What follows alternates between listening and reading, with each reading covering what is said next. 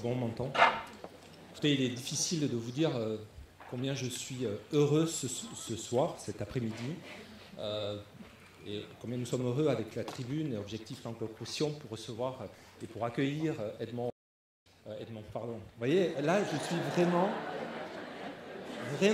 ému, Edgar, et je suis vraiment ravi de vous accueillir aussi nombreux aujourd'hui pour cet après-midi consacré donc à une masterclass où nous allons évoquer une nouvelle pensée politique. Donc un immense honneur de vous accueillir, cher Edgar, d'autant que vous êtes installé chez nous il y a peu de temps. Alors je ne sais pas si les gens dans la salle le savent, mais vous êtes montpelliérain, vous avez quitté Paris pour nous rejoindre, et c'est une immense fierté pour nous maintenant de vous accueillir ici. Vraiment, vous êtes un citoyen d'honneur, sans problème. Et vous avez en plus décidé de faire votre première grande sortie locale avec nous. Et donc c'est vraiment un immense plaisir de vous accueillir. Alors bien sûr, une après-midi, décidément aujourd'hui je suis très ému. Alors attendez, quand même j'aurais pu commencer par vous dire que vous avez beaucoup de chance, puisque la première chose qu'on fait en vous accueillant, c'est de vous offrir un ouvrage de Denis Lafay, qui bien sûr est consacré à ce dialogue avec Edgar Morin. Le temps est venu de changer de civilisation. Et ce livre, il est cadeau et on est très heureux de vous le proposer, de vous l'offrir aujourd'hui.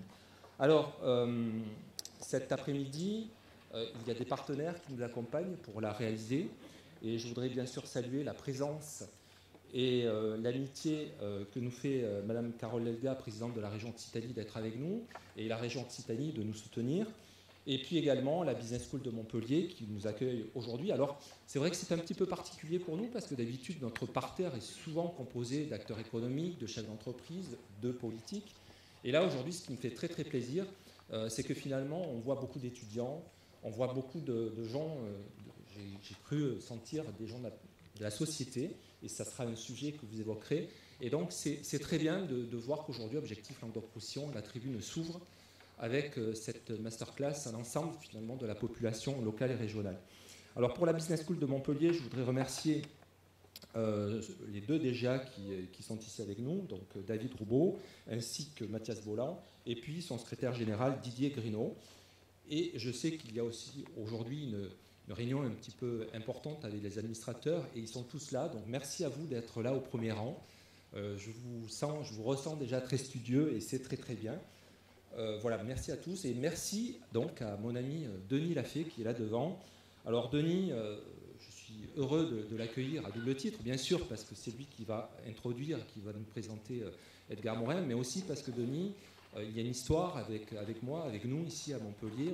On est directement liés au projet de reprise de la tribune que nous avons fait ensemble en 2012, donc avec Jean-Christophe Tortora qui est le Toulousain de l'étape, et c'était la première fois que des éditeurs de région finalement se croquaient une marque emblématique économique telle que la tribune, même si bien sûr les conditions de reprise se faisaient dans le cadre d'une reprise un petit peu particulière puisque c'était au tribunal de commerce, mais néanmoins aujourd'hui nous sommes à un tournant avec Denis, puisque depuis quelques mois j'ai rejoint le groupe dans sa globalité, puisque Objectif Languedoc-Roussillon a été repris par la tribune, et puis Denis, toi c'est en train de se faire.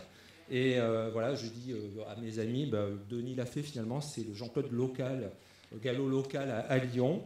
Et donc Denis, sa particularité c'est qu'il est très actif et très prolixe en la matière d'écriture, puisqu'il a commis, j'aime bien ce terme, beaucoup de livres. Tu es directeur d'édition, de collection évidemment, aux éditions de l'Aube, et notamment on peut citer comme livre Grand Entretien que tu as fait avec des personnalités telles que Laurent Berger, Étienne Klein, Yves Michaud, Alain Touraine, Jean Ziegler, bien sûr Edgar Morin. Et puis récemment, dans toutes les bonnes librairies, on peut retrouver ton livre qui est un entretien avec Éric Dupond-Moretti, qui est Le droit d'être libre. Voilà, donc Denis Lafay va nous faire cet avant-propos. Et puis juste deux petites choses avant de finir, vous dire qu'à l'issue, bien entendu, de la pensée politique, du déroulé de l'intervention d'Edgar Morin, vous pourrez bien sûr lui poser des questions. Alors n'hésitez pas, C'est Philippe Giuliani, je ne sais pas où il est, qui nous fera l'intermédiaire de la Business School, donc qui est prof ici émérite à la Business School. Et c'est toi, Philippe, qui donnera un petit peu le sens à ce dialogue que nous aurons ensemble. Alors, il y a un hashtag, bien entendu, comment ne pas l'avoir, c'est hashtag LT Edgar Morin, c'est tout simple, et je pense qu'il fera aussi résonner notre propos et d'avoir un écho médiatique en dehors de cette salle où vous êtes réunis aujourd'hui. Donc, merci à tous, et puis bonne conférence ensemble. Merci. Alors, Denis, oui, bien sûr, tu vas venir. Je vois que Denis est impatient, mais avant toute chose, il faut quand même donner la parole à Carole Delga. Donc, on va accueillir Carole Delga. Ouais, on est tous un peu émus, hein, en fait. Hein.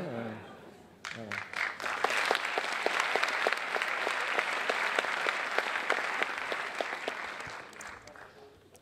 Bonjour à toutes et bonjour à tous. Bien sûr, merci Jean-Claude Gallo de cette organisation.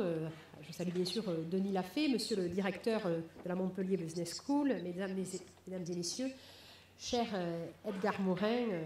Vraiment, c'est un plaisir d'être avec vous ici à la Montpellier Business School pour cette masterclass exclusive et d'accueillir donc Edgar Morin et son épouse ici à Montpellier. Mais ils sont chez eux.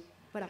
Donc ça, c'est un grand plaisir, c'est un grand honneur d'avoir en Occitanie donc Edgar Morin et son épouse qui sont donc résidents et qui vont nous permettre d'avoir en fait un accès privilégié par rapport à d'autres Français, par rapport bien sûr aussi à d'autres pays européens, de pouvoir vraiment toujours échanger et de pouvoir comprendre cette pensée d'Edgar Morin qui... Souvent, le raccourci, c'est pensée complexe, mais en fait, justement, un des talents d'Edgar Morin, c'est de savoir populariser cette pensée, de nous aider à nous élever, quelles que soient nos connaissances. Et puis, c'est un exercice un peu particulier pour une politique, pour une présidente de région, d'avoir un moment où elle se pose, où elle peut écouter un philosophe. Et je pense que c'est des moments aussi qui sont importants pour notre démocratie, de savoir écouter ce qu'un grand intellectuel peut nous donner de l'analyse dans le temps, de l'évolution de la pensée, de la nécessité aussi que l'action politique prenne en compte tous les bouleversements que nous connaissons. Donc, bien sûr, c'est un regard lucide qui va nous être présenté par Edgar Morin et avec l'ensemble des bouleversements, les changements, le réchauffement climatique. Ce matin, j'avais encore à régler certains sujets pour aider les entreprises, tout particulièrement des entreprises viticoles qui ont été victimes des inondations de l'Aude. Nous savons que nous allons avoir, un impact climatique sur des épisodes qui vont être très très forts. Malheureusement, nous aurons, je pense, d'autres drames sur notre région et sur notre pays. Et puis, donc, c'est vraiment la possibilité de se poser pour le changement. Alors, Jean Viard, qui est vraiment un ami également d'Edgar Morin, qui travaille beaucoup avec la région Occitanie, écrivait que le monde change tellement que l'on n'arrive pas à penser le changement. Et c'est vrai que nous avons une vitesse très forte dans cette société liée à la mondialisation. Et il faut, dans nos réflexions de construction des politiques publiques, savoir s'adapter dans ces transformations radicales sur les modes de vie, qu'il s'agisse de la famille, de la mobilité, de la place du travail, de la prise en charge des services publics, de cette nouvelle économie, de l'économie sociale et solidaire, mais également de l'économie collaborative, ou aussi des équilibres territoriaux. Il est urgent donc de construire aussi cette dimension politique au sein de l'Union européenne, parce que nous voyons la montée des populismes, des nationalismes partout dans notre pays, dans notre Europe, dans notre monde. Et je pense qu'il faut démontrer qu'il y a d'autres choix que le choix binaire entre l'ultralibéralisme d'un côté et le couple infernal nationalisme-populisme de l'autre.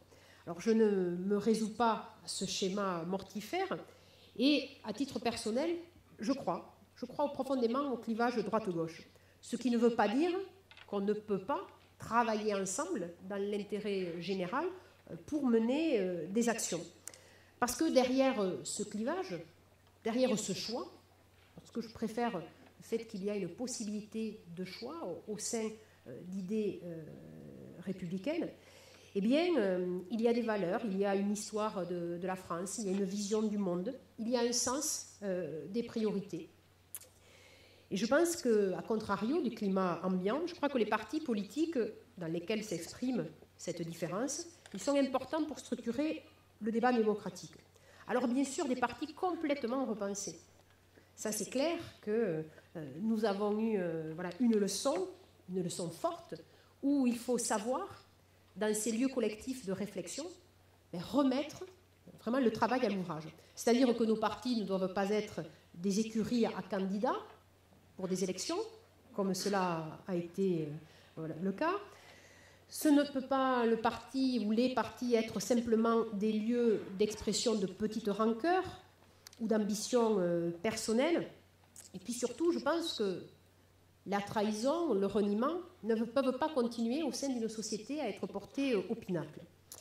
Il faut se rappeler que quand le sommet se compromet, quand il rompt avec la volonté d'un destin commun, la base, elle peut tanguer. La base, elle peut douter. Et elle peut même aller jusqu'à la révolte. Alors, au contraire, je pense qu'il faut porter un idéal qui crée une route, qui crée un chemin pour un monde de progrès, pour un avenir meilleur et pour avoir confiance dans l'avenir. Je dis souvent que le premier déficit de notre pays n'est pas le déficit budgétaire. Le premier déficit en France, c'est le déficit de confiance. On le sent dans cette société française, dans tous les territoires. Il y a un manque de confiance. Manque de confiance dans sa capacité personnelle à changer les choses. Manque de confiance dans l'autre. Manque de confiance aussi sur les personnes en responsabilité. Et nous avons une actualité toute particulière avec la question des gilets jaunes. Nous avons cette question qui est toute particulière où nous sommes interrogés par un mouvement qui n'est pas porté par une organisation particulière ou des organisations, qui n'a pas de leader, mais qui exprime réellement un mal-être. Et cela doit fortement nous interpeller. Et on ne peut pas résumer ce mouvement des Gilets jaunes à un mouvement porté par l'extrême droite. Certains d'entre vous le savent, un de mes grands combats, bien sûr, c'est le combat contre les idées d'extrême droite. Parce que nous savons très bien que les idées d'extrême droite amènent au destin le plus funeste de l'humanité. Mais dans le cas des Gilets jaunes, nous ne pouvons pas résumer. Ça serait trop facile. On s'exonérerait de nos responsabilités. Nous qui en avons justement. Je pense qu'il faut entendre ce ressenti, cette impression qu'il y a une France à deux vitesses, qu'il y a, comme m'a dit une dame, je suis allée sur un de ces barrages, dans mon village, et j'ai discuté. Et là, cette dame, à un moment, elle m'a dit, en France, maintenant, il y a un monde des petits et il y a un monde des grands. Et plus personne ne s'occupe des petits. Alors, quand on vous dit cela, ça nous demande justement de nous réinventer, de réagir et de changer complètement nos logiciels de réponse. C'est pourquoi je pense que nous devons avoir le courage de réaffirmer nos valeurs, savoir aussi, quand on a été en responsabilité, je suis une ancienne ministre, savoir aussi tirer le bilan et les erreurs et les assumer et montrer que l'on peut en effet évoluer sur bien des sujets. Je pense qu'il faut affirmer des valeurs. De vouloir juste dire qu'il n'y a plus de clivage entre la droite et la gauche, c'est tout simplement laisser penser que rien n'est valeur, rien n'est opinion et tout est technique. Et moi, le régime des experts, je n'y crois pas. Le régime des experts amène au pire des extrêmes. Un régime, il est fort quand il est démocratique. Un régime, il est fort quand il est plébiscité par le peuple, par sa base qui est indéfectible et qui est vraiment souveraine. Et cela, je pense que nous devons nous en rappeler. Et puis, d'indiquer qu'il y a un choix et après les extrêmes, cela n'est pas possible. On doit proposer aux citoyens plusieurs choix en dehors des extrêmes. L'homme ou la femme providentielle, je n'y ai jamais cru. Je n'y crois toujours pas. Et je pense que cela peut être dangereux. Je pense qu'au contraire, le XXIe siècle, c'est le siècle du collectif. Le XXIe siècle, il doit être celui du rassemblement, celui de la fédération, et certainement pas de la verticalité. Et nous devons savoir apprendre à travailler en transversalité. C'est ainsi que nous pourrons réussir. C'est pour ça qu'il ne faut pas opposer les sujets, opposer par exemple le développement durable avec l'économie, opposer les sachants et ceux qui actent, qui font. Il faut au contraire savoir mixer les talents des uns et des autres. Donc je pense que nous devons ce débat le mener, tout particulièrement avec la perspective de la construction européenne. Cette construction européenne qui doit être améliorée, nous avons absolument besoin d'Europe, nous avons besoin de plus d'Europe, mais de mieux d'Europe. Un projet européen ne peut pas se résumer au libre-échange. Nous devons vraiment être conscients que nous devons avoir un projet politique pour l'Europe et c'est indispensable pour qu'au mois de mai, il y ait une vraie expression démocratique et non pas juste une expression de contestation qui peut être fortement dangereuse. Donc merci Edgar Morin pour les réflexions que vous avez déjà menées, puisque voilà, nous avons commencé un chemin ensemble, la région Occitanie et vous-même. Aujourd'hui, c'est la possibilité de vous entendre, de nous amener à réfléchir, de démontrer que c'est le terrain, c'est la base qui nous permettra d'avoir des innovations, qui nous permettra justement de travailler différemment, que je pense que nous devons être dans une formation qui est ascendante et non pas descendante. C'est le bottom-up, comme on dit en bon occitan, qui doit être mis en avant, que c'est à travers les initiatives territoriales qu'il y aura une capacité de résilience, qu'il y a une capacité d'expérimenter, qu'il y a une capacité d'adaptabilité. Et je crois vraiment que cette démocratie représentative, elle doit être réalimentée, régénérée par une démocratie participative. Donc, merci pour l'ensemble de ce que vous avez indiqué. Je pense qu'il n'y a pas de fatalité. Il faut être dans une énergie positive. Et dans mes valeurs, dans mon combat politique, dans la fidélité à mon parti, j'ai toujours refusé la fatalité. Toujours refusé la fatalité des classes.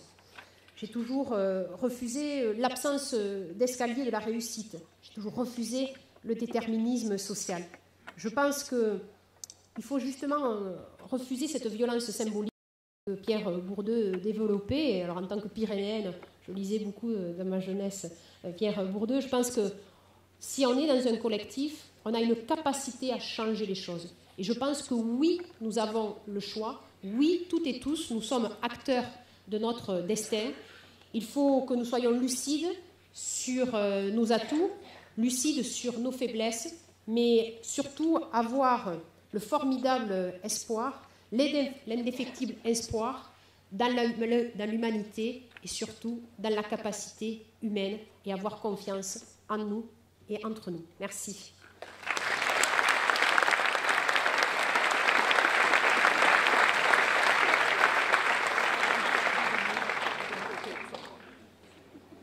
Bien, un immense merci, cher Edgar, de nous faire l'honneur de cette masterclass consacrée à la nécessité, peut-être à l'urgence, de construire une nouvelle pensée politique.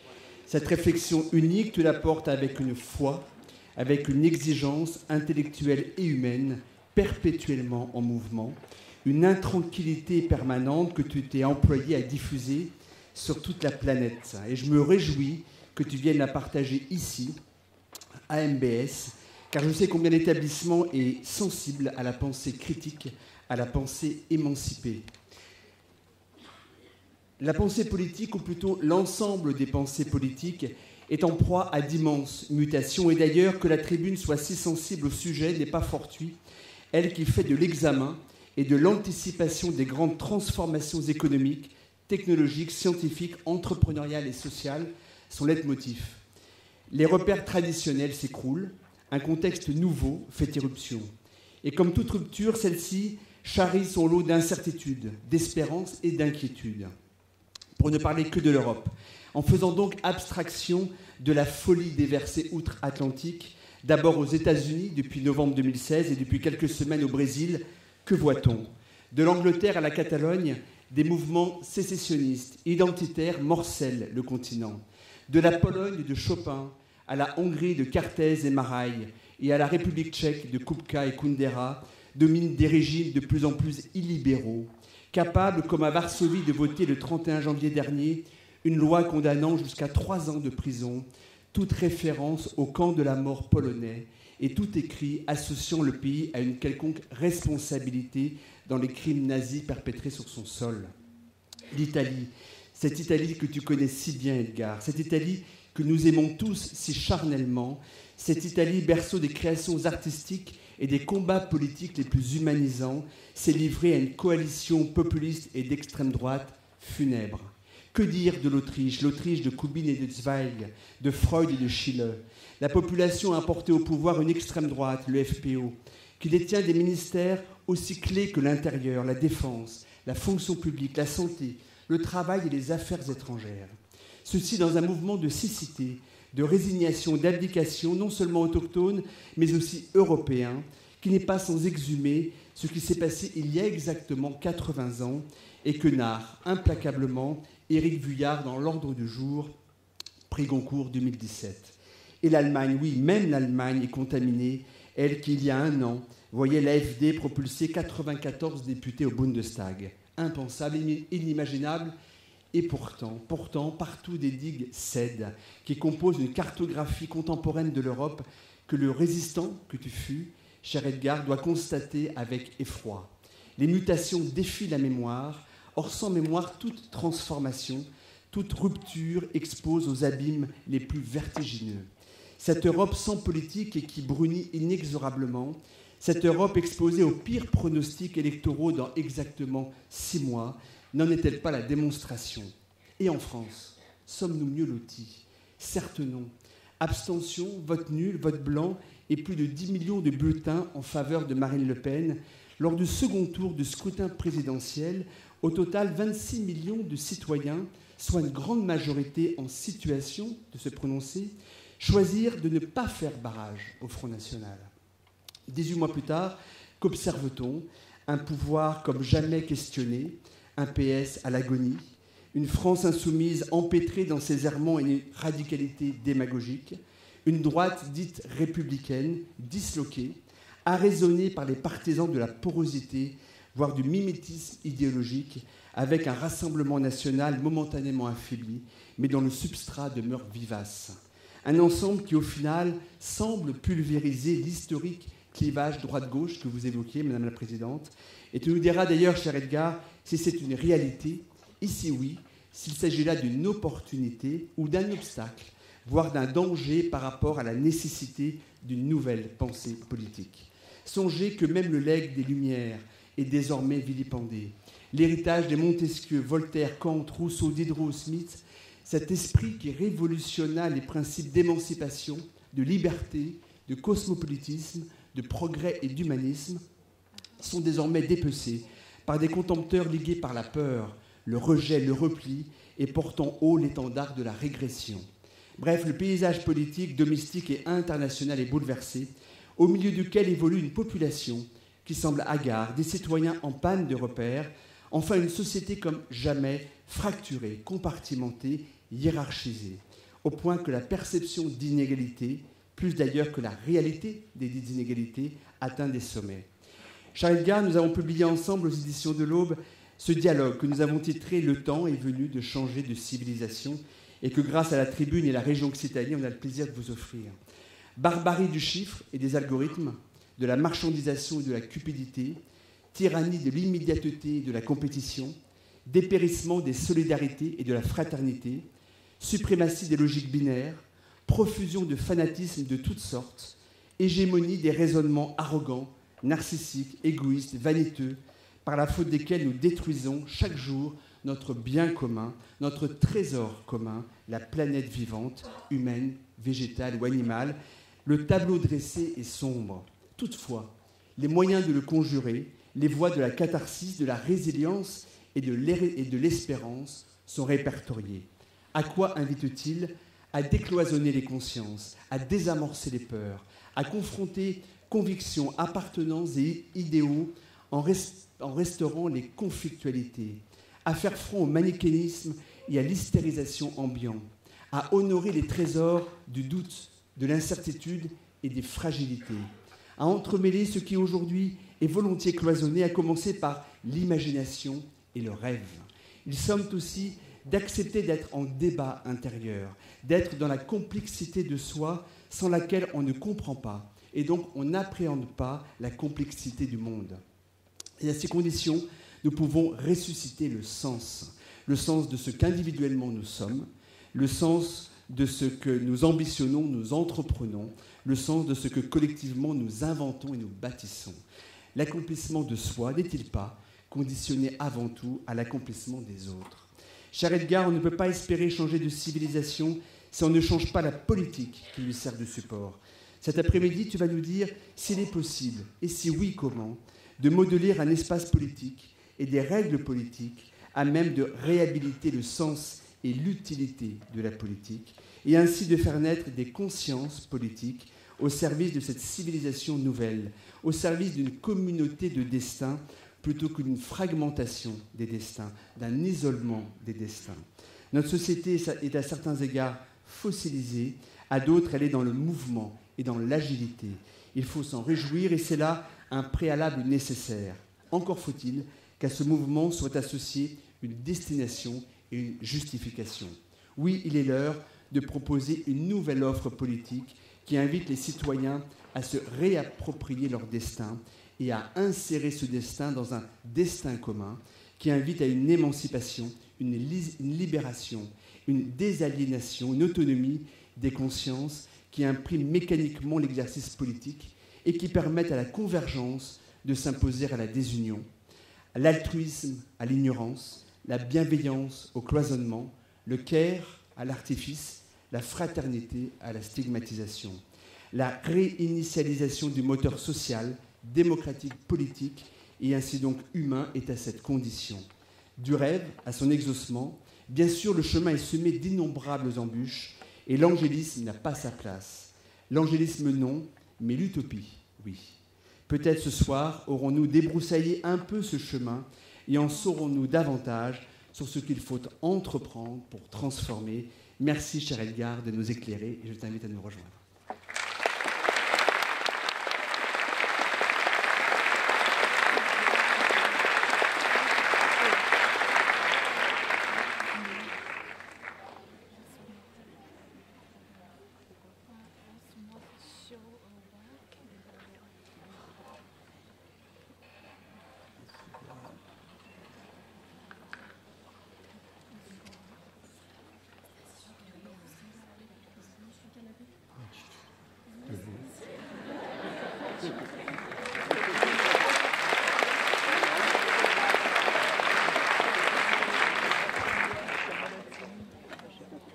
Bon, d'abord, merci Madame la Présidente Elga, qui a bien voulu m'honorer de sa présence avec beaucoup d'amitié et de bienveillance. Merci Denis Lafaye et M. Gallo aussi qui ont organisé cette conférence. Merci à la Business School qui nous accueille. Merci, je dirais aussi à mon épouse Saba, qui est ma collaboratrice intellectuelle et pas seulement ma compagne. Merci à vous d'être présents ici. Je ne vais pas vous faire un discours programmatique, je ne vais pas vous parler d'un modèle de société, je veux parler de quelque chose de préliminaire, de basique pour toute pensée politique. Toute pensée politique doit se fonder sur une conception de l'humain, l'homme, la femme, se fonder sur une conception de la société, se fonder sur une conception de la vie, se fonder sur une conception du monde. Or, il y a eu des grandioses tentatives, notamment celle de Karl Marx, qui avait une conception du monde, de la vie, de la société, de l'homme, etc., mais qui aujourd'hui comportent de graves lacunes, comme par exemple la réalité pour Marx était la matière. Or, dans le monde physique, nous savons que la matière est une forme de l'énergie et qu'en plus, tout ceci est lié à des problèmes d'organisation. Nous savons que la conception de l'homme, qui est l'homme producteur, l'homo faber, est une conception insuffisante, etc. Donc, il nous faut repenser ceci, heureusement, en fonction de toutes les connaissances que les sciences ont accumulées et les réflexions aussi que les philosophes contemporains ont faites. Donc, et je vais commencer par ce paradoxe qu'a formulé le philosophe Heidegger. Jamais on a eu autant de connaissances sur ce que c'est l'être humain, et jamais on a moins su ce qu'est être humain, ce que c'est que l'homme. Et d'ailleurs, nous le savons puisque dans nos universités, dans nos lycées, dans nos collèges, parmi les matières, on ne nous enseigne pas notre identité humaine. Parce que pourquoi? Parce que tous les éléments sont dispersés dans des sciences compartimentées. Alors je veux partir de cette réflexion première sur l'humain. Qu'est-ce que c'est que l'humain? L'humain, ce n'est pas seulement l'individu. L'humain, ce n'est pas seulement une société. L'humain, ce n'est pas seulement un être qui fait partie d'une espèce biologique, Homo sapiens. L'humain, c'est la trinité que constituent ces trois éléments, individu, société, espèce. Et pourquoi est-ce que je dis trinité? Parce qu'ils sont inséparables, comme le sont les éléments de la trinité divine, mais sur un mode évidemment qui est terrestre. Ils sont inséparables de quelle façon? Ils sont inséparables parce que, tout d'abord, l'homme fait partie d'une espèce et d'un système de reproduction. Or, pour que ce système de reproduction continue, il faut que les individus s'accouplent. Autrement dit, nous sommes les produits d'un système de reproduction et nous en sommes en même temps les producteurs. Bon, une société est le produit des interactions entre les êtres humains qui la constituent.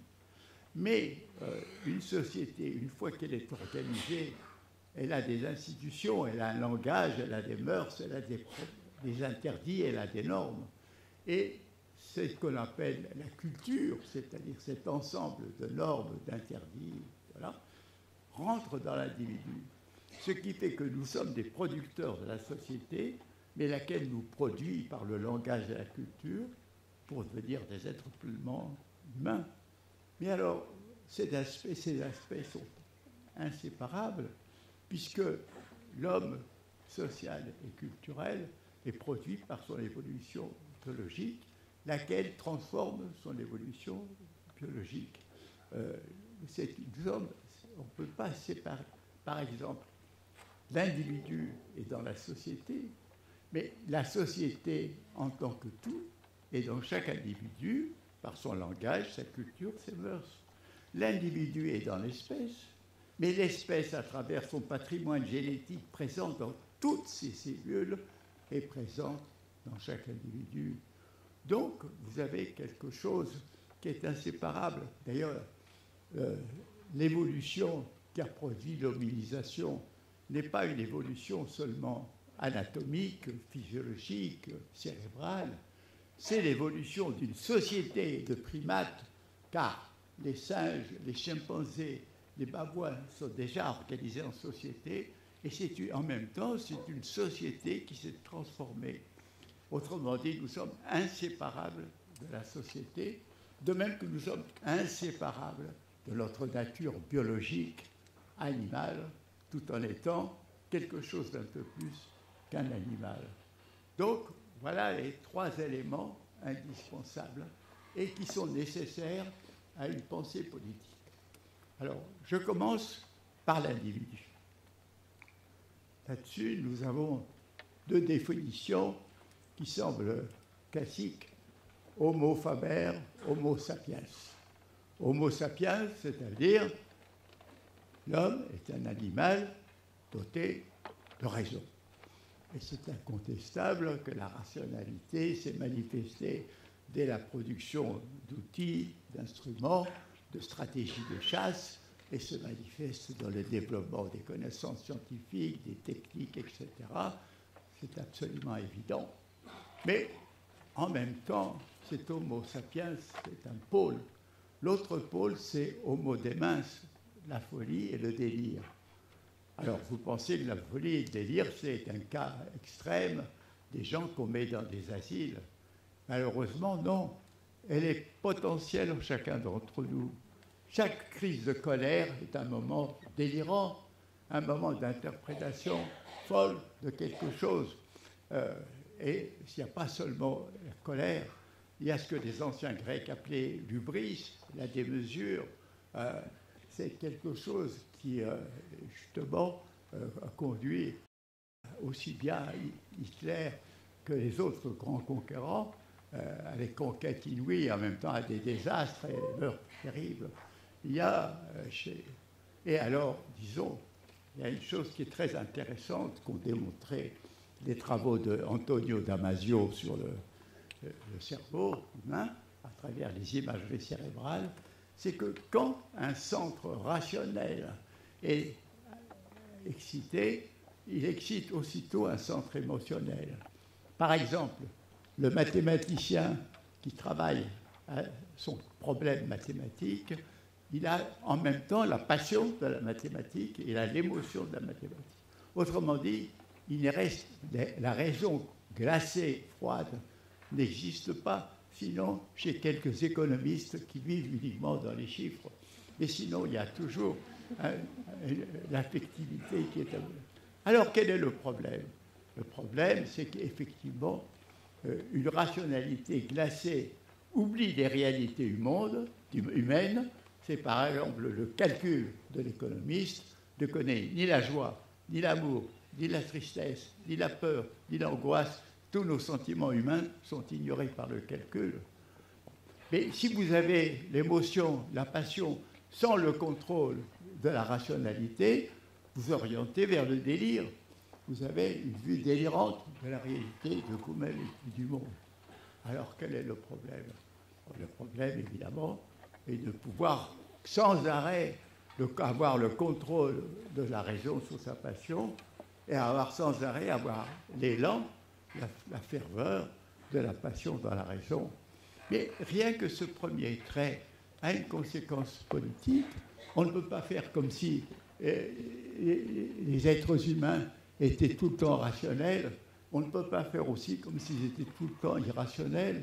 On doit savoir qu'il y a entre eux cette possibilité et que dans certaines conditions, comme ont été les conditions, par exemple, d'angoisse, de conflit, de crise économique qu'a connue l'Allemagne en 1931, 32, 33, que dans ces conditions-là, les esprits ont été pris, saisis dans une sorte de délire de plus en plus important qu'a été le désir nazi.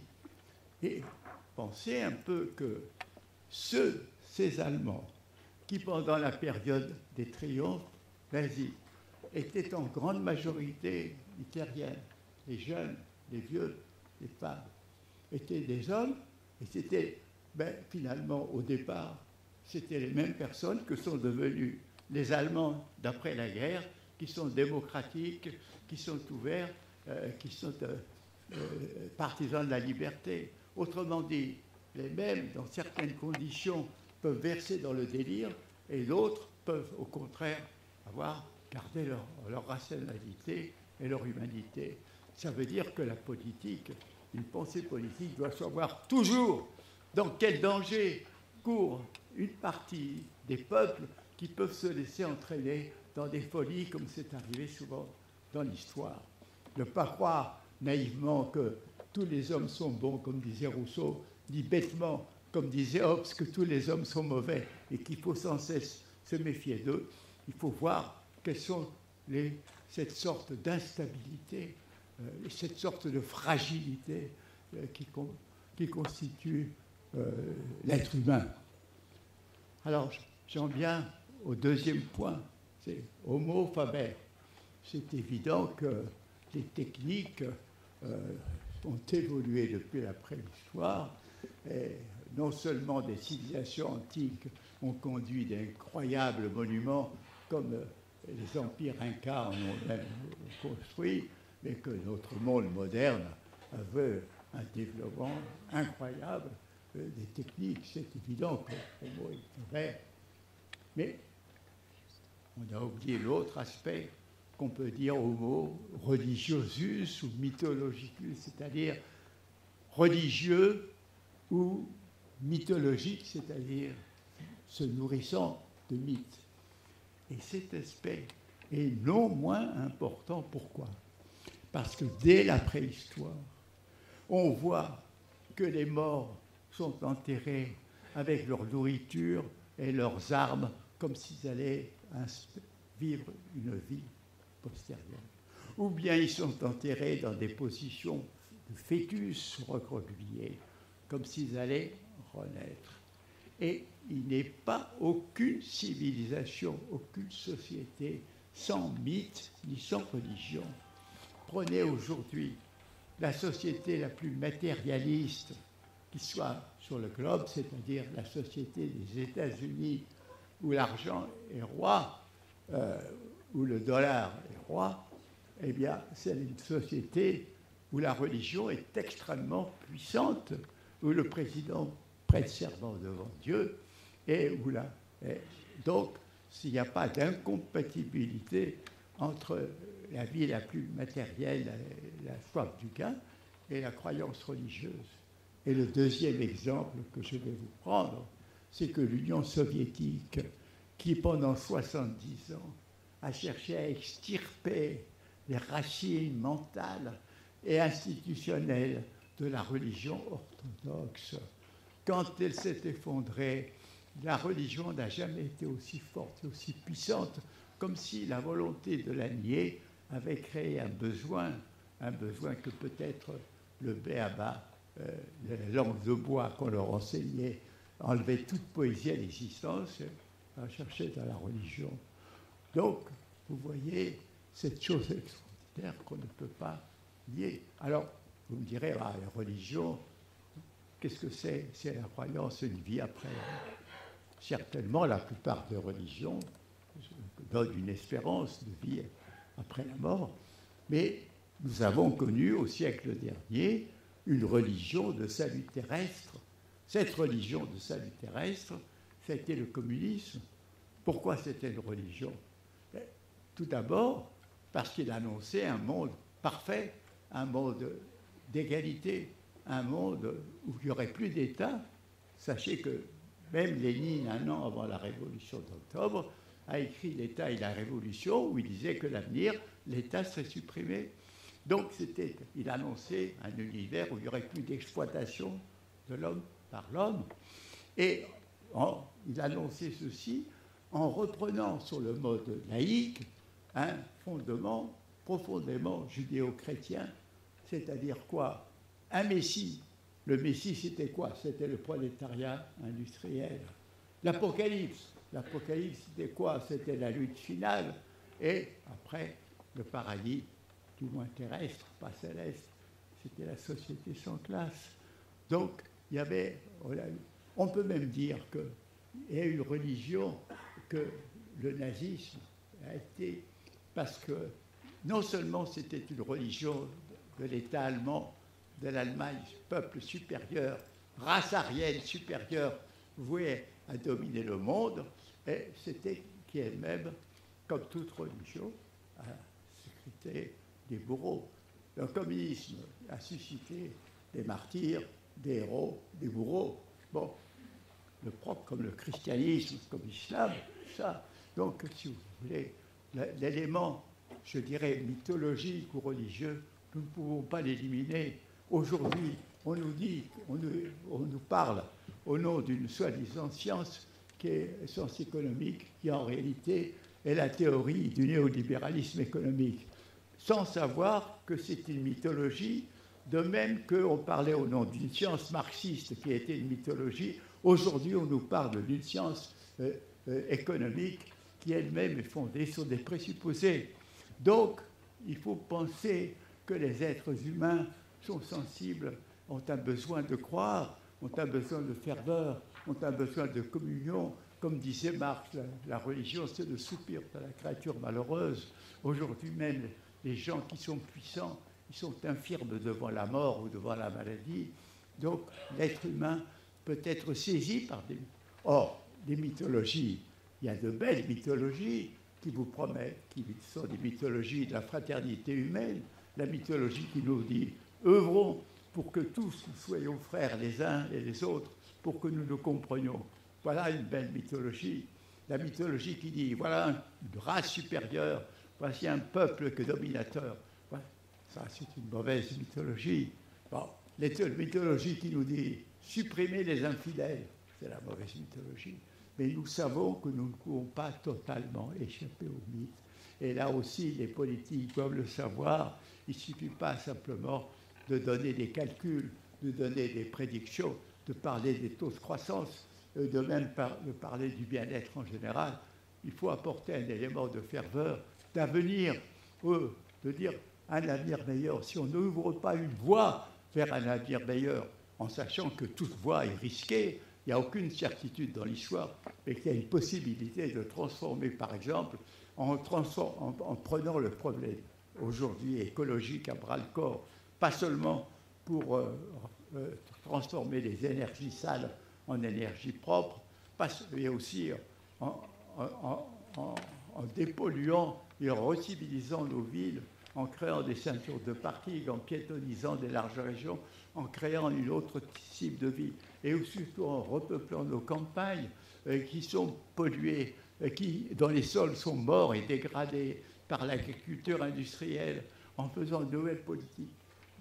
Donc le problème aujourd'hui est de savoir qu'on ne peut pas vivre au jour le jour et miser uniquement en disant « mais vous savez, on va ou bien diminuer vos impôts, ou bien augmenter de 0,5% votre retraite ». C'est-à-dire qu'il y a un problème très profond. Voilà. Donc, si vous voulez, la politique ne peut plus ignorer ce double aspect de la réalité humaine qui est la possibilité du délire et la possibilité du mythe. Alors j'en viens à un troisième point, qui est justement malheureusement celui qui règne aujourd'hui, c'est l'homo economicus, c'est-à-dire qui définit l'être humain par la recherche rationnelle de son intérêt personnel. Or, c'est vrai que de plus en plus, dans notre société, dans notre temps, il y a de plus en plus cette recherche de l'intérêt égoïste, personnel, pas tellement rationnel, parce que les gens se trompent beaucoup sur ce qu'est leur intérêt, enfin, c'est vrai. Mais on oublie l'autre polarité que le philosophe Huizinga avait mis en relief dans son livre Homo Ludens, c'est-à-dire l'homme du jeu, J-E-U, de la dépense, de la gratuité, du don, de toutes ces choses-là. Or, même dans notre société, il y a un besoin de jeu, de risque, ne serait-ce que jouer à la roulette, mais aussi on aime le jeu, le football, les Coupes du Monde, les choses comme ça. On aime jouer, et il y a une part aussi de la vie qui est gratuite.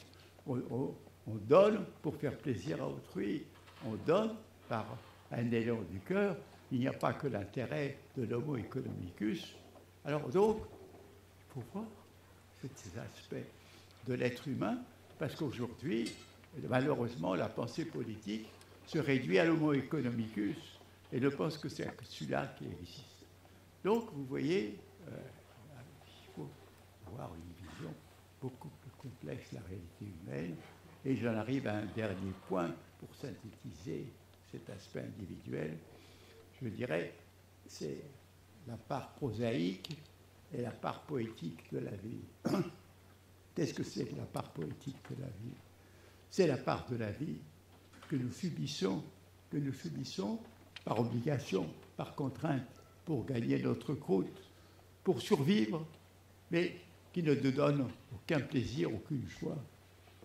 Et la part poétique est celle que nous trouvons dans la communion, dans l'amour, dans la fête, dans l'amitié, dans la danse, dans les arts, dans les beaux films, dans les bonnes pièces de théâtre, que nous trouvons dans tout ce qui nous réjouit, dans tout ce qui nous dilate, dans tout ce qui nous fait communiquer.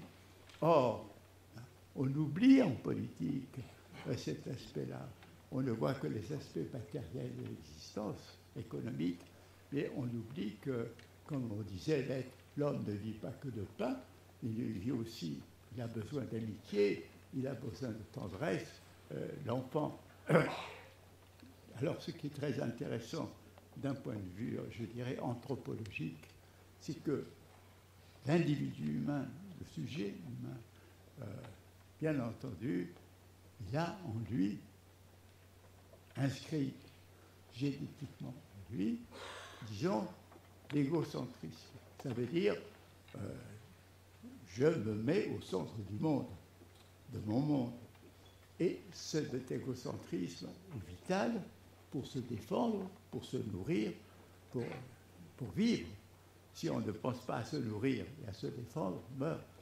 Mais dès la naissance, le nouveau-né a besoin du sourire, du bercement, de l'amour, de la tendresse. Et en se développant, il aura de plus en plus besoin de l'amour des parents, des frères et des sœurs, et puis des amis, des camarades, des personnes aimées. Autrement dit, dans l'être humain, il y a toujours cette combinaison apparemment contradictoire entre l'affirmation du je, J-E, et l'intégration dans un nous. Et l'harmonie humaine, c'est quand le je peut se réaliser, s'épanouir, et il ne peut le faire que quand le nous. Et si la politique oublie le nous, oublie, c'est-à-dire les solidarités, et nous sommes dans une société, dans une civilisation où les solidarités traditionnelles se sont dégradées, et les seules solidarités très utiles sont les solidarités sociales, mais anonymes et bureaucratiques, et pas la solidarité concrète de personne à personne qui, quand elle voit une personne tomber dans la rue, va aussitôt lui porter secours. Au contraire, on continue le chemin et on ne fait pas attention. Donc, si vous voulez, vous vous rendez compte que ce minimum de connaissances, je dirais, anthropologiques sur la réalité de l'individu humain, ce minimum est quand même capable de faire réfléchir le politique et de le rendre prudent dans tout ce qu'il va faire et dans tout ce qu'il va proposer. Alors, j'en arrive à la relation, comme je l'ai dit, entre l'individu et la société. Il est évident que la relation optimale est celle où l'individu dispose de droits, de liberté, et par là même n'est pas un sujet, mais un citoyen. Il n'est pas quelqu'un qui dépend uniquement d'un pouvoir, mais il a la possibilité d'exprimer des droits. Donc, si vous voulez, il est certain que la société démocratique, le plus démocratique possible, est celle qui permet à la fois à l'individu d'avoir ses libertés et en même temps de pouvoir manifester ses devoirs à la collectivité qui le nourrit et dont il dépend. Et là-dessus, dans la relation entre société et individu, il y a effectivement le problème de la civilisation. Là, nous avons nous, par exemple, dans notre civilisation occidentale, elle a toujours eu deux faces. La face interne, pendant très longtemps, la démocratie, la liberté, la laïcité, mais ce qui n'a pas empêché d'être d'autres nations, d'être parmi les autres nations occidentales, une nation prédatrice dans ses colonies, en Afrique et ailleurs. Enfin, cela est terminé. Et je veux dire par là même qu'il faut voir que la société doit avoir des rapports d'échange entre l'individu et l'ensemble, et que la question de la civilisation devient de plus en plus importante. Pourquoi? Parce que notre civilisation, qui a été fondée sur le développement du bien-être matériel, des moyens matériels d'assurer ce bien-être, etc., n'a pas, par cela même, donné un véritable bonheur psychique. Moi, ce qui m'avait beaucoup frappé quand j'étais en Californie, en les années 69-70, il y avait une révolte de la jeunesse, d'une jeunesse de familles très riches. Il y avait 3 télévisions, 4 voitures par foyer, et qui fuyaient cette richesse pour vivre en communauté, dans la sobriété, mais au moins fraternellement. On voyait très bien que le bien-être matériel, si nécessaire soit-il, n'est pas ce qui donne le bonheur, qu'il faut aussi un autre élément, qu'il faut des éléments de communauté, de communion, d'entente, de fraternité, de compréhension.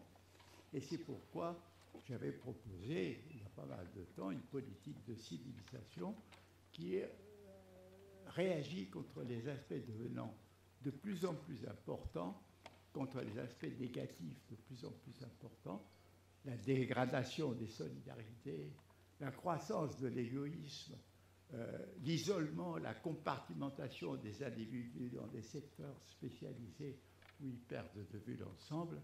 En somme, la régénération d'une civilisation, et qui me semble parfois de voir dans certaines expériences, comme Zach, par exemple, de Nantes, ou d'autres, de voir une recherche de faire une civilisation fondée sur la fraternité, sur la coopération et sur la santé née d'une alimentation saine, comme l'alimentation fermière ou bio. Donc, si vous voulez, il y a aussi un problème il faut penser pas seulement à la démocratie, et comme on l'a dit très justement aujourd'hui, non seulement notre démocratie est en crise, et en plus, il lui manque, non seulement il est victime d'une corruption où les pouvoirs financiers arrivent à contrôler les ministères et une bonne partie des députés, mais nous sommes aussi dans une société où, en quelque sorte, il manque la participation, il y a une foi, et il peut se régénérer par une tentative de démocratie participative. La démocratie participative n'est pas une recette magique, elle doit s'essayer, elle a beaucoup d'obstacles. Vous savez, moi j'ai vu des expériences à Porto Alegre ou d'autres villes du Brésil, il y a la tendance parfois où les gens les plus intéressés n'y vont pas, les vieux, les jeunes, les femmes, et ce sont des réunions où parfois les fortes en gueule parlent, les timides ne parlent pas. Il faut apprendre la démocratie, c'est un long processus, mais il est évident que notre démocratie a aussi besoin de cet aspect-là. Donc, vous voyez, dès qu'on réfléchit un peu sur les bases de refondation politique, on se pose aussitôt certains problèmes. Alors j'en viens maintenant au troisième aspect, qui est, disons, le fait que nous sommes aussi d'une espèce, l'espèce humaine. C'est extrêmement important. Extrêmement important, pourquoi? Tout d'abord, ça nous raccorde à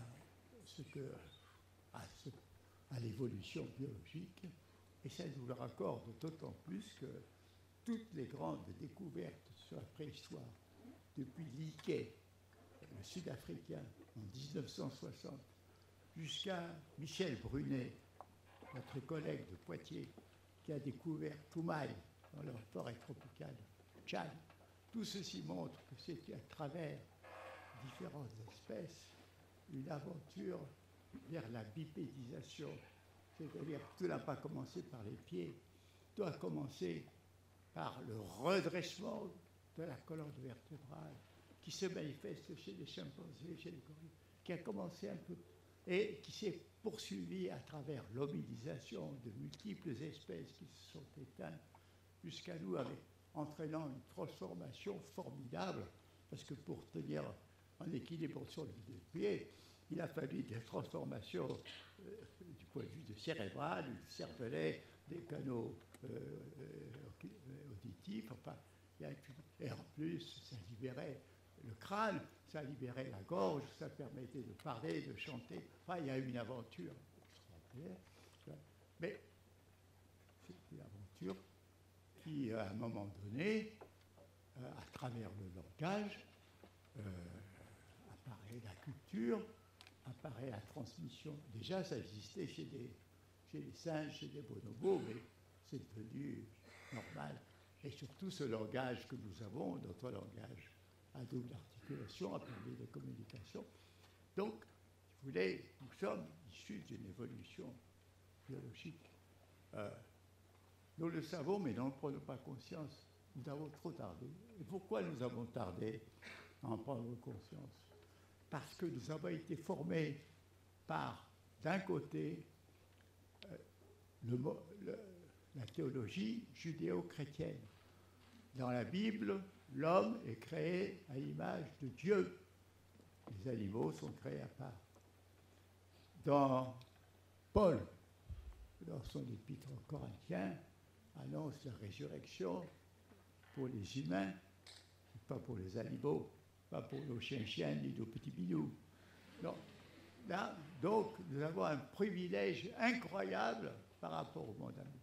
Et alors, ça s'est accru avec Descartes, qui a fait la théorie des animaux-machines, théorie absolument qu'on a cru scientifique, alors que n'importe quel concierge qui a son petit chien à sa mère sait très bien que ça a une sensibilité, une émotivité, une intelligence. Et de plus en plus, on a découvert, grâce à l'éthologie animale, l'intelligence, la sensibilité du monde vivant et même l'intelligence du monde végétal.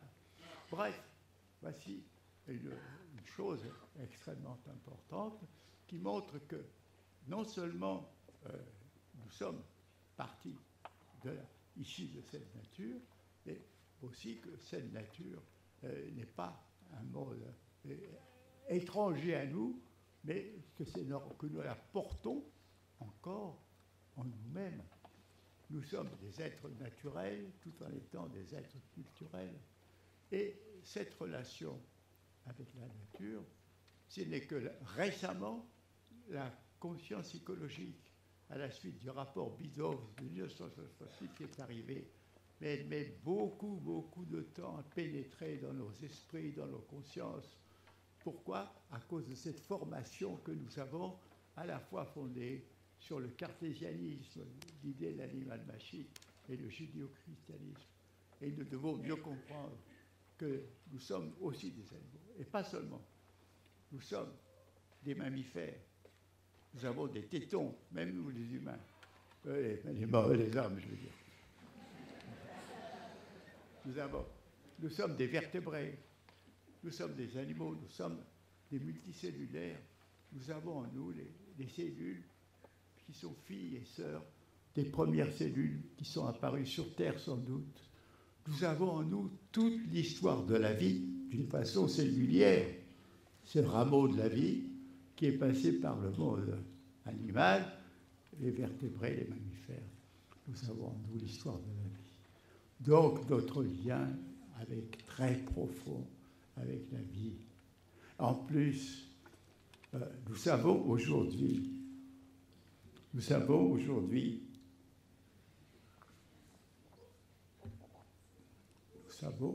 que nos cellules vivantes sont faites de molécules physico-chimiques. Ce qui différencie la vie du monde physico-chimique, ce n'est pas la matière, c'est la même. C'est l'organisation qui est plus complexe, qui élabore des qualités qui sont proprement vivantes, comme la reproduction, l'autoreproduction, la connaissance, l'alimentation, etc. Donc, si vous voulez, nous sommes des êtres physico-chimiques. Et nos molécules sont faites d'atomes, dont l'atome de carbone qui s'est fait dans un soleil antérieur au nôtre, et celui-ci est fait de particules qui sont peut-être nées au début de l'hiver. Ajoutez que nous sommes des machines qui fonctionnent des machines thermiques qui fonctionnent à 37 degrés avec un système de régulation formidable qu'on appelle l'homéostasie. Mais évidemment, nous sommes des machines différentes des machines que sont les robots que nous fabriquons. Nous ne sommes pas des machines triviales.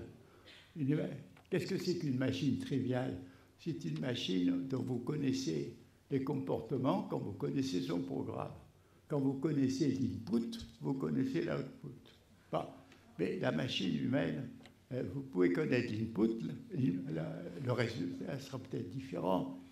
Je me souviens que j'étais à la mairie lors d'une cérémonie de mariage de mon ami le sculpteur Vacheron, et qu'au moment où le maire demandait à la fiancée si elle voulait épouser le monsieur, elle a dit oui.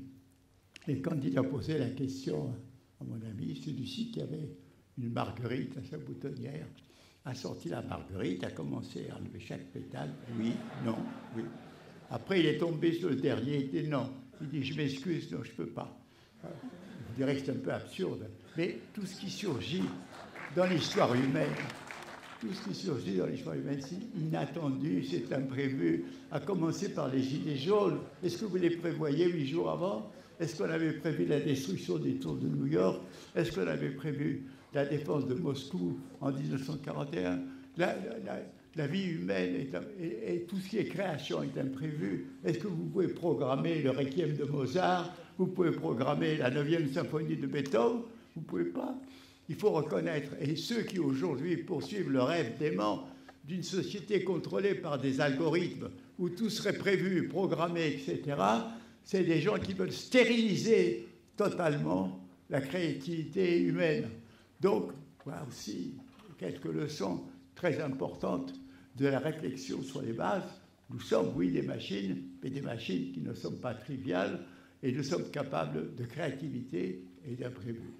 Alors, le fait de nous raccorder au monde physico-chimique, c'est en même temps nous raccorder à toute l'histoire de l'univers, puisque nous sommes faits de particules qui sont apparues dans les débuts de cet univers. Donc, nous avons l'univers en nous, tout en étant dans l'univers. Et là, nous pouvons mieux reconnaître notre identité humaine d'une façon complexe, c'est-à-dire nous ne sommes pas uniquement des êtres physico-chimiques, nous ne sommes pas uniquement des êtres biologiques, nous ne sommes pas uniquement des êtres spirituels, nous ne sommes pas uniquement des êtres culturels, nous sommes tout ça à la fois, et nous pouvons retomber dans l'un, dans l'autre, etc. Voilà la réalité humaine. Ce n'est pas la pâte à modeler que les politiciens peuvent travailler à leur guise. Ils ont affaire toujours à quelque chose d'étonnant, quelque chose qui peut changer, quelque chose qui peut être leur préoccupation. C'est cette réalité qu'il faut comprendre. Et maintenant, j'en arrive à ma conclusion, puisque je suis remonté à l'origine de l'univers et que j'ai parlé de l'aventure humaine. Alors, il faut dire que l'aventure humaine elle-même continue à sa façon originale. L'aventure de la vie, qui elle-même à sa façon marginale, continue un aspect de l'aventure de l'univers. Il nous faut situer l'aventure humaine dans l'aventure de la vie, l'aventure du monde. Comment? Eh bien, il y a une parole du vieux philosophe Héraclite, 6 siècles avant notre ère, qui disait « Concorde et discorde sont père et mère de toutes choses ». Et quand nous regardons ce que nous disent les astrophysiciens, que nous disent-ils? Ils nous disent que dès le début de l'univers, il y a des forces d'union, d'association, qu'il faut que les particules se lient en des atomes, qu'il faut que les poussières particulaires s'accumulent, se concentrent par la gravitation et vont créer des astres qui eux-mêmes vont atteindre une température d'allumage et vont pouvoir durer peut-être quelques milliards d'années Et il y a des milliards et des milliards d'astres, et des milliards d'atomes et des milliards. C'est les forces d'union, d'association. Mais en même temps, notre univers est renforcé par les forces de destruction et de désunion. On nous dit, croyons-le, jusqu'à le nouvel ordre, que nos atomes de matière ont anéanti des atomes d'antimatière, ou du moins les ont chassés, on ne sait pas où. Nous savons qu'il y a ce deuxième principe de la thermodynamique qui dit que tout ce qui est organisé finira tôt ou tard par se désorganiser. Nous avons vu que des étoiles se tamponnent, nous avons vu qu'il y a des collisions de galaxies, nous avons vu que notre univers est à la fois lié à des forces d'union qu'on peut appeler Eros, à des forces de destruction et de mort qu'on peut appeler Thanatos. Et si vous reprenez l'histoire de la vie, vous retrouvez au niveau des êtres vivants la même chose. Vous voyez pas seulement le conflit que Darwin voyait seulement, bien qu'à son époque, Kropotkin, le libertaire, avait fait un livre de l'entraide où il montrait qu'il y avait des phénomènes d'entraide dans le monde vivant. Mais aujourd'hui, nous savons très bien, et grâce au progrès aussi de la biologie végétale et animale, nous savons très bien qu'il y a des phénomènes de coopération entre espèces et parfois espèces différentes, entre champignons et arbres, entre des phénomènes de coopération. Et ce qu'on appelle les écosystèmes, ce sont des organisations spontanées qui se fondent à la fois sur le conflit et sur l'association. C'est-à-dire que la preuve, c'est que la biosphère, à travers ces conflits, ces prédations, où les vivants s'entremangent les uns les autres, c'est un ensemble qui s'est auto-organisé spontanément et qui continue et qui nous fait vivre. Là aussi, dans la vie, nous avons la concorde, nous avons les forces d'union, vous avez les forces d'Eros, vous avez les forces des unions de mort, et malheureusement, c'est nous, les humains, avec l'Anthropocène, qui apportons les forces principales de mort dans le monde de la nature vivante. Alors, si vous reprenez l'histoire de l'humanité, bien entendu, vous savez que les civilisations sont des phénomènes de coopération et en même temps de domination, d'esclavage, de prédation, de guerre. Vous avez dans l'histoire de l'humanité des actes de bonté, de dévouement, d'amour, de solidarité, et des actes terribles de meurtre, de torture, de haine. Dans l'histoire de l'humanité, vous avez toujours eu aussi ce rapport indissoluble entre Eros et Thanatos, entre ce qui est l'amour, la liaison, et ce qui est la destruction et la mort. Et aujourd'hui, nous voyons que aussi les forces de mort existent avec la multiplication des ogives nucléaires, avec le déchaînement des fanatismes multiples, avec les crises épouvantables qui surgissent, avec les risques de dégradation de la biosphère qui vont créer des migrations sans fin et des conflits nouveaux et des familles. Nous avons tout ça.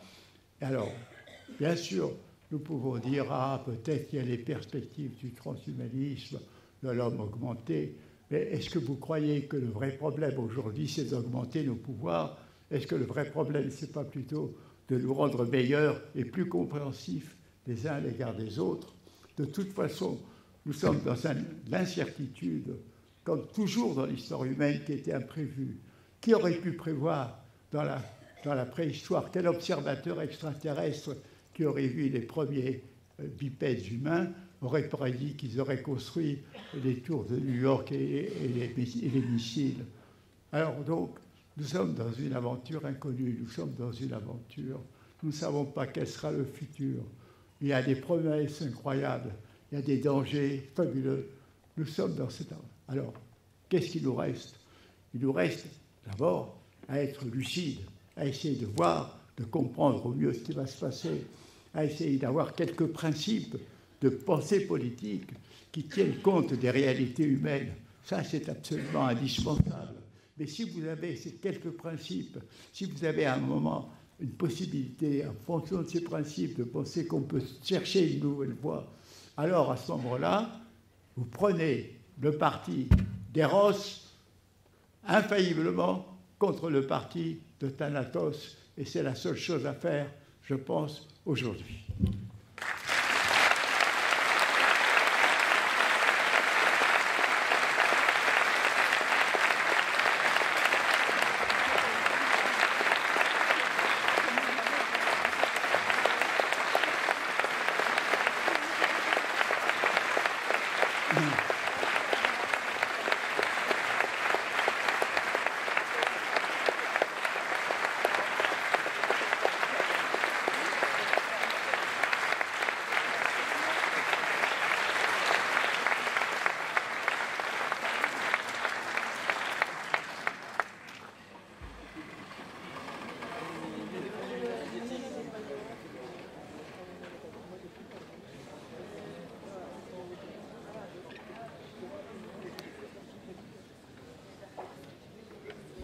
Alors je viens ici, c'est plus facile. Merci, cher Edgar.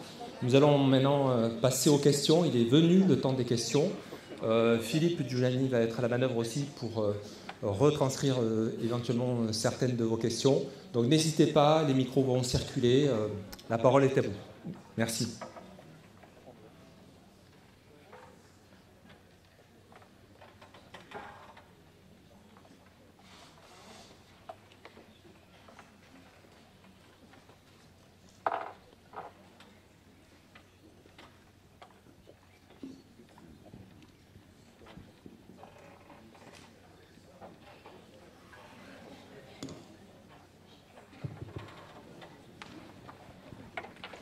Bonjour. Je vous ai entendu il y a quelques mois dans une interview sur la chaîne Thinkerview où vous disiez que vous étiez un petit peu en observation par rapport à Emmanuel Macron en disant que vous n'aviez pas encore tout à fait fait votre opinion parce qu'il avait un parcours atypique et que vous étiez encore dans l'expectative. Est-ce qu'aujourd'hui, vous pensez encore que l'imprévu peut surgir dans sa politique ?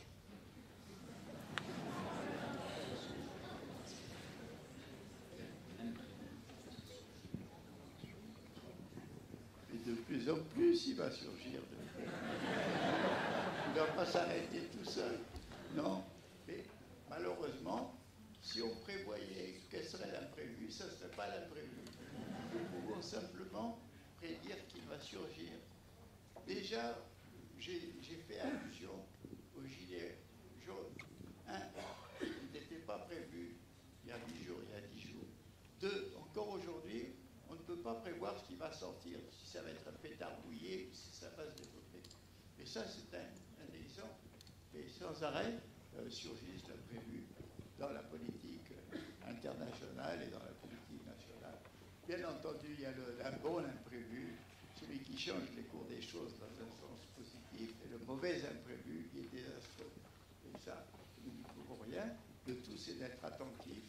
Et quand surgit le bon imprévu, de pouvoir en profiter et l'utiliser. Oui, bonsoir, merci beaucoup Edgar Morin. Vous avez... Voilà. Oui, vous avez cité l'entraide de Kropotkin qui remonte quand même au 19e siècle.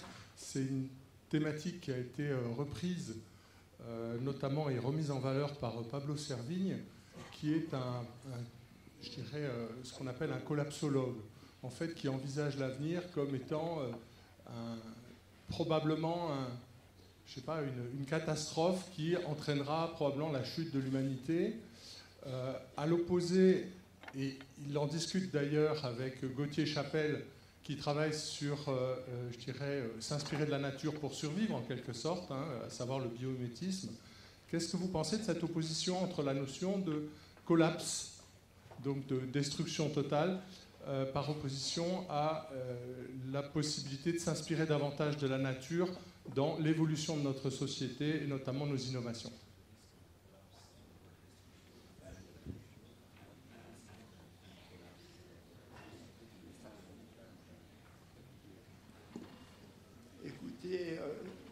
vrai qu'en ce moment, il y a des auteurs qui travaillent dans ce qu'ils appellent la collapsologie. À mon avis, ça ne sera pas la destruction totale de la nature. Par exemple, s'il y a une destruction éventuelle de l'humanité, encore je ne crois pas totalement, mais les fourmis, il y a beaucoup d'espèces résistantes, et la nature vivante a connu déjà des époques désastreuses. Elle a connu une époque catastrophique à la fin du primaire, où 80% des espèces ont disparu, et puis il y a eu des nouvelles espèces qui sont apparues. Autrement dit, il y aura un désastre dans la nature telle qu'elle est, et puis il sortira une autre nature. Le problème, c'est les humains. Même, on peut imaginer qu'il y a un collapse général des civilisations, mais je ne pense pas que toute l'humanité puisse être détruite. Il peut en rester quelques-uns, comme dans le film Mad Max, comme des brutes, et à partir de quelles les choses vont recommencer. Il faut dire aussi qu'il y a eu des époques, après la chute de l'Empire romain, pour penser que l'univers, du moins européen, était condamné à ce qu'on appelait le Moyen-Âge, une époque de stagnation dans le système féodal de servage. On a vu des forces nouvelles apparaître, etc. Donc, ce qui est intéressant, ce sont ceux qui travaillent sur les processus qui tendent à détruire nos civilisations et nos sociétés, quitte à les réduire à quelque chose de beaucoup plus barbare. Mais ça, nous ne savons pas ce qu'il adviendra. Moi, je crois que l'important est de maintenir des oasis de résistance. Des oasis de résistance où l'on puisse continuer à sauvegarder nos valeurs, des oasis où l'on puisse continuer à vivre, ne serait-ce qu'avec de l'agriculture de proximité, avec l'agriculture biologique, de façon à ce que si les temps de régression continuent, on puisse constituer des îlots de résistance, et que si la conjoncture s'améliore, ça puisse être des points de départ nouveaux. Je pense qu'aujourd'hui, le problème, on ne peut pas savoir ce qu'il va devenir. La question, organisons les forces vitales des résistances de ce qui est important pour nous, c'est-à-dire une vie digne, libre, honnête et fraternelle. C'est ça qu'il faut sauver envers et contre eux.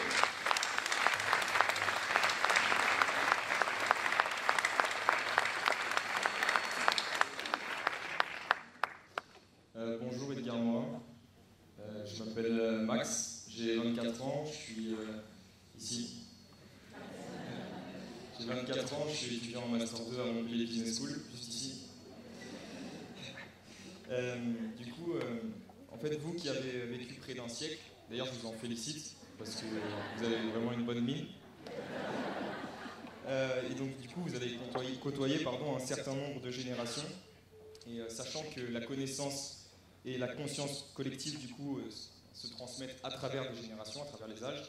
Du coup, la question que je vous pose, c'est quel regard portez-vous sur notre génération à nous, donc la génération Y, qui sont nés entre les années 80 et 95, et au niveau comportemental, psychique, et comparé du coup aux générations antérieures.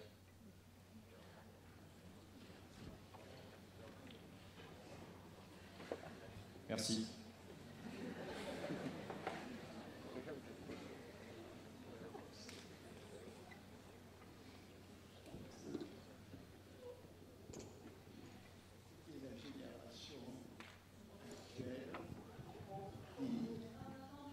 Précarité, incertitude, mais en même temps des aspirations très grandes à vouloir vivre sa propre vie.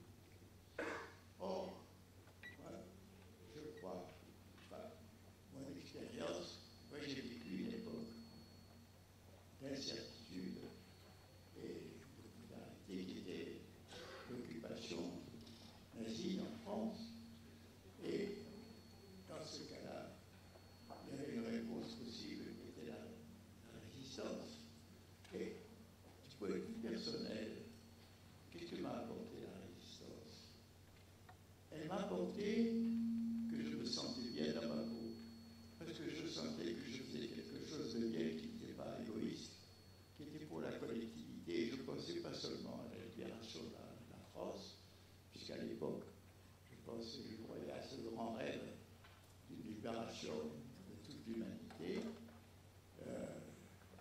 l'espérance, mais surtout, j'avais la croyance d'être bien dans ma peau et de vivre une fraternité. Et je pense que pour les jeunes générations, l'important pour elles, c'est parce qu'il y a un problème qui n'est pas du tout le même que celle de ces époques. Mais il y a un grand danger.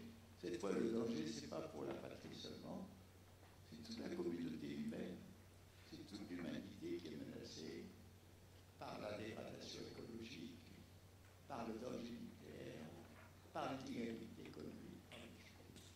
Et là-dessus, je pense qu'il faut se sentir solidaire, solidaire pas seulement des siens, pas seulement dans ces oasis dont je viens de parler, de fraternité, d'humanité, mais aussi se sentir solidaire de toute l'aventure humaine.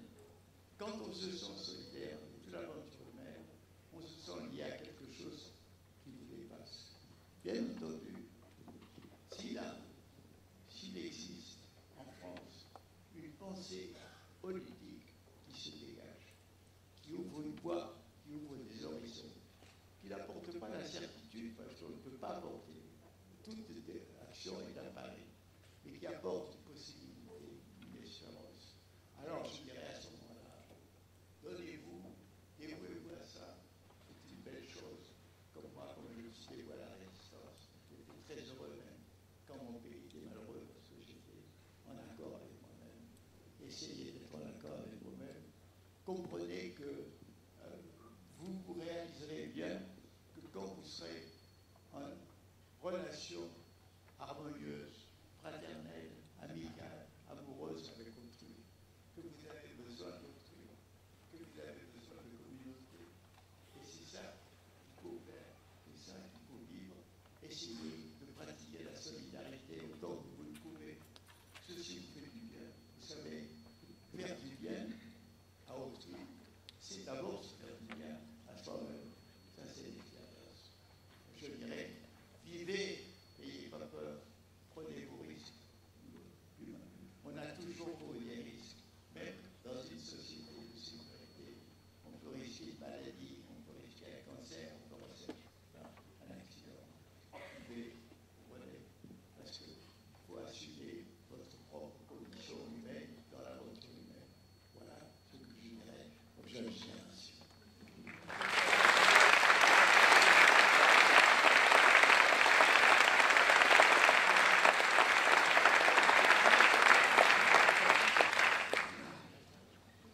Bonjour.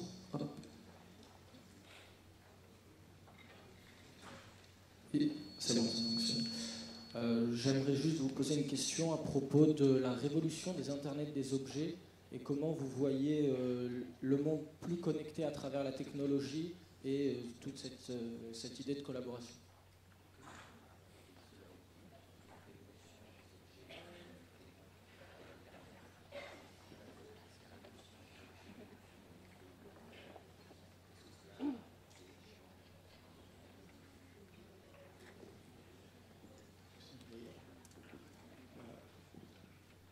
Le vrai problème d'Internet, comme du reste de toute technique, est d'essayer à ce que la technique reste au service des besoins humains et non pas que l'humain soit au service des besoins de la technique. Or, Internet est une chose extraordinaire par son ambivalence. Elle a une liberté qui n'existe nulle part ailleurs. Cette liberté permet des révélations comme celle d'Assange, comme celle de Wikileaks, etc., permet d'avoir des connaissances qui resteraient cachées. Mais cette liberté permet aussi des rumeurs, des faux bruits, ce qu'on appelle aujourd'hui, sur anglais, des fake news, permet des mensonges, permet des insultes. C'est l'ambivalence, comme tout ce qui est humain. Alors, le problème aujourd'hui, c'est que c'est à notre esprit de faire les connexions et ce n'est pas à la machine de les faire automatiquement. Nous devons avoir, et d'ailleurs c'est un problème d'éducation. Moi, je pense qu'aujourd'hui, les éducateurs, depuis le primaire, secondaire, devraient être des observateurs d'Internet et révéler aux élèves un peu les mécanismes, comment se font les choses, et analyser les rumeurs principales qui se propagent. Donc, si vous voulez, il nous faut nous éduquer par rapport à cet instrument nouveau qui actuellement déchaîne ses puissances sans qu'on ait le contrôle. Internet permet aujourd'hui à des pouvoirs de savoir tout ce que nous faisons, de le contrôler totalement, et permet à des individus de défier ces pouvoirs et de révéler leurs secrets. Voilà, on reprend le problème à nouveau de la lutte de la liberté contre la domination sous une façon nouvelle, et il faut la prendre sous cet angle-là, à mon avis.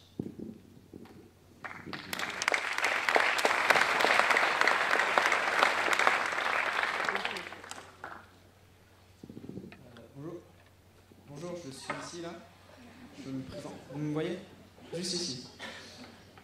Je suis donc Alexandre Bouvet, je suis dans la même classe que Max, la personne qui vous a posé une question. Et bon, également, je vous félicite pour votre tenue à 97 ans, c'est assez remarquable. Toujours est-il, vous avez parlé de la trinité espèce, individu, société. Depuis que le monde est monde, depuis que le monde existe, des tribus ont existé. L'idée de vivre dans une société où tout le monde s'entend, je trouve ça un peu utopiste et l'histoire nous l'a montré. Et là, je viens à un problème un peu plus actuel, parce que je pense que nous avons besoin même au sein d'une société, nous avons besoin d'appartenir à une nation, ne serait-ce que pour savoir où est notre identité. Et voilà, donc là se pose la question de l'Union européenne. Est-ce que l'idée de mettre en commun et ensemble différentes nations qui ont différentes identités n'est pas un peu utopique? Voilà, c'est ma question.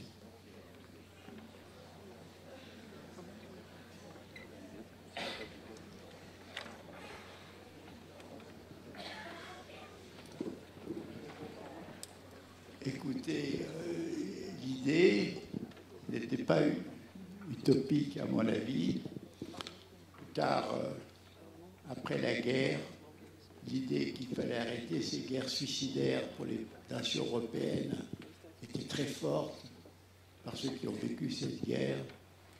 L'idée que, si diverses soit l'histoire des nations, elles avaient eu un fond culturel commun. L'idée que la paix devait être la base de cette union, ainsi que la culture, était très forte.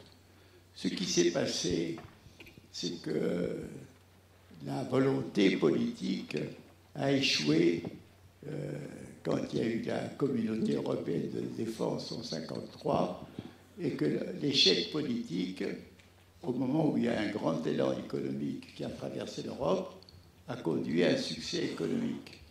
Et le succès économique a empêché toute conscience politique, toute conscience commune. Et puis quand les pays de l'Est, libérés de leur passivité, sont entrés, il était très tard parce qu'on leur a posé des conditions économiques et que déjà ils avaient perdu l'élan.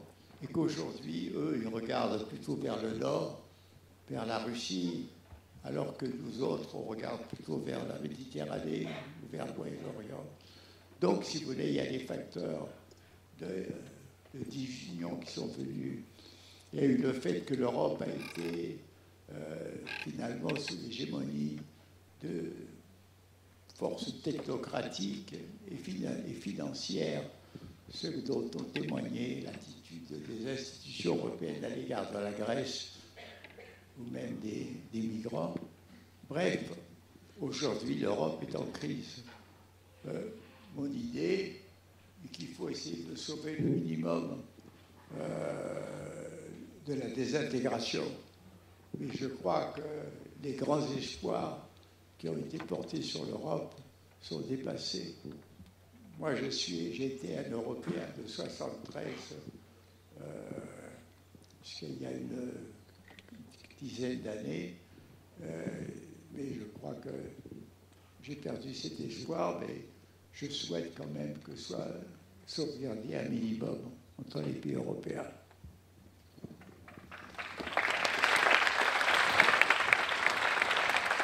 On va prendre une dernière question. Donc, qui veut poser la dernière question? Monsieur Morin, merci de votre présence. Je ne pense pas que ce sera la dernière question. Vous nous parlez d'une nouvelle pensée politique centrée sur l'humanisme, de ce que je comprends. Vous parlez même d'une nouvelle civilisation, à la différence de l'Europe. Si vous étiez à la tête de l'État français, quelle serait votre première décision? Qu'est-ce qui serait le plus important pour recentrer l'humain au cœur de la vie politique, de la vie en commun en France, ou peut-être européenne, selon comme vous le voyez?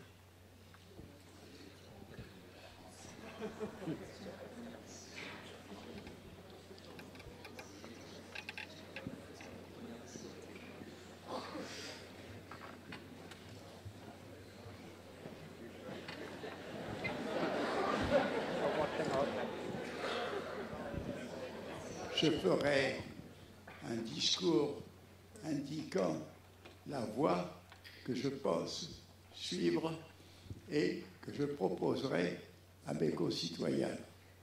Voilà.